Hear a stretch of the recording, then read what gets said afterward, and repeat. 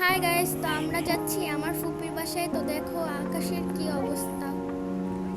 তো আমরা অটোতে করে রওনা দিয়ে দিয়েছি। এখন ব্রিজের মাঝখানে আছি, অনেক সুন্দর নদী। তো গাইস, এটা হচ্ছে আমি আর শুট করছি আমার বোন।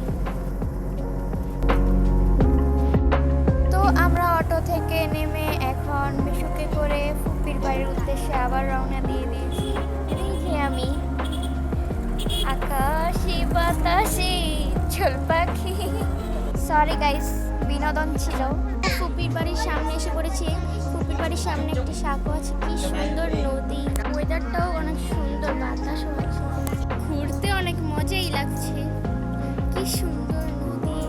তো ফুপির বাড়িতে একটা ছাগল আছে, ওই যে ছাগলের একটা বাচ্চা হচ্ছে কয়েকদিন আগে, কি সুন্দর বাচ্চাটা, খুবই কিউট। এটা হচ্ছে কি একটা মুরগি, আমাকে দেখে উল্টা দৌড়ানি দিচ্ছে, দৌড়াতেই আছে সে। আর এটা হচ্ছে কি আমাদের ফুপির বাসা।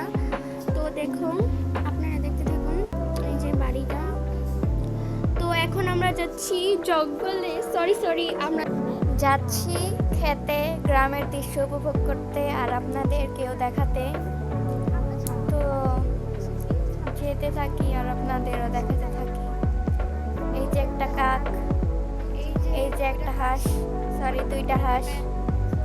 তো গ্রামে খেতে এসে পড়েছি আর এই সাঁকো দিয়ে পার হচ্ছি, অনেক পানি, কিন্তু এই সাঁকোটা দেখে অনেক ভালো লাগছে। গ্রামের দৃশ্য, মন জুড়ানো দৃশ্য।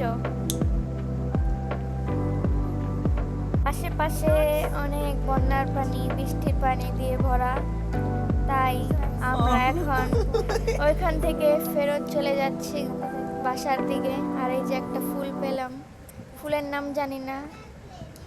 আর এটা হলো আমি আর আমার বোন।